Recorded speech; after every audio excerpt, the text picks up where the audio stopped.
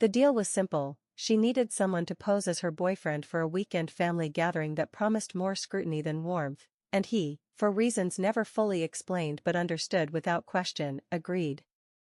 There was no romantic tension when she first proposed it, no undercurrent of longing or hidden glances. It was transactional, clear, something between two people who knew how to navigate the world without asking for too much from it or from anyone. Harper had known Eli for years, not closely, but enough to trust him with her time, her space, and this strange request that required a careful balance of distance and intimacy, of showing just enough to be believable, but never so much that it risked becoming real. Her family was the kind that asked questions with their eyebrows, made judgments through half-smiles, and masked discomfort with tradition. She hadn't brought anyone home in years, not because she lacked options, but because she lacked the energy to explain why no one ever stayed. This year, however, she had grown tired of being the one everyone pitted politely, of answering the same inquiries with new versions of the same lie, of feeling like her life had to be packaged neatly for the comfort of others. So when the invitation came, she decided she wouldn't go alone.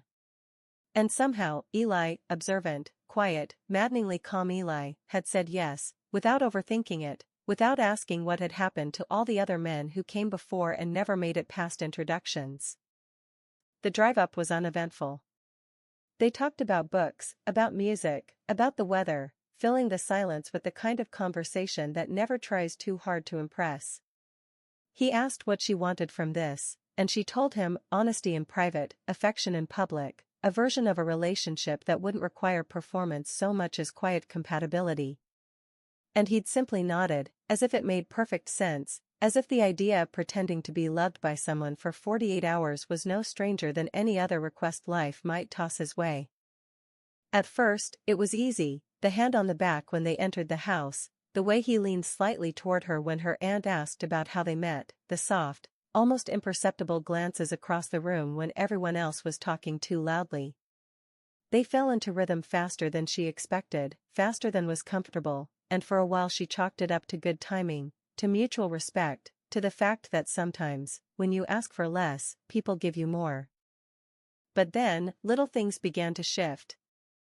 The way his hand lingered on hers a second longer than needed, the way his voice changed ever so slightly when he said her name, not performative, not exaggerated, just softer, like he was adjusting not for the audience, but for her. The way he noticed she drank her coffee slower when she was nervous, and brought her a second cup without being asked. The way he stayed close, but never close enough to be obvious, like someone who knew the geography of her comfort zone without a map, and chose to respect its boundaries instead of trying to redraw them. And Harper, who had spent years cultivating the art of keeping people at arm's length without ever making them feel pushed away, began to realize how disarming it was to be treated with gentleness that wasn't wrapped in intention. Eli didn't flirt. He didn't try to charm her family. He didn't steal moments alone with her to make jokes about the absurdity of it all. Instead, he stayed present. Grounded. Steady. As if this was not an act for him, but a space he had quietly stepped into and decided to inhabit with care. That night, after everyone had gone to bed, they sat outside beneath the porch light, too tired to speak, too full of unspoken thoughts to go back inside. She pulled the blanket tighter around her shoulders, and he handed her a mug of something warm without asking if she wanted it. And in that silence, in that slow, exhaled moment of nothingness, she felt something she hadn't expected to feel, not love, not yet, but the terrifying, beautiful beginning of trust. Not because he said the right things, but because, somehow, in 2 days of pretending, he had never lied. The weekend ended the same way it began, quietly, without ceremony, without anyone asking questions they didn't really want answers to. Harper hugged her mother, said all the polite goodbyes, smiled through the thin veil of exhaustion that covered her face, and walked to the car with Eli by her side, his presence still steady, still calm, as if nothing extraordinary had occurred. And maybe, to anyone watching, nothing had. Two people had come, pretended to be in love, fooled no one and everyone all at once, and left without making a scene. But something had shifted, not in the world around them, but in the air between them, an invisible rearrangement of boundaries and assumptions, something that couldn't be folded back into the same shape once it had stretched. The drive back was quieter than the one going up. There was no need to discuss logistics anymore, no need to rehearse answers or agree on fictional memories. Instead, there was music playing low from the radio, the soft hum of the tires against the road, and a kind of mutual stillness that neither of them dared disturb, not because they had nothing to say, but because they both knew that whatever was waiting to be said couldn't be taken back once spoken. It sat there, heavy and patient, like a third passenger in the car, breathing softly between them. When they reached her apartment, Eli didn't turn off the engine.